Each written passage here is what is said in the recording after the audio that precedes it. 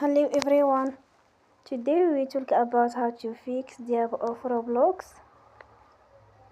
We will go to settings, then we click on apps.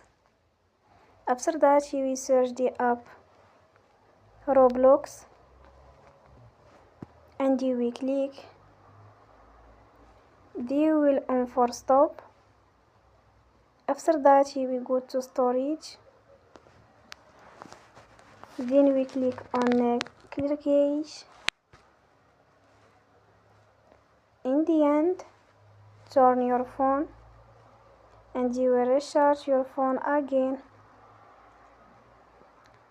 Don't forget to support us by like and subscribe. See you next time and thank you for watching.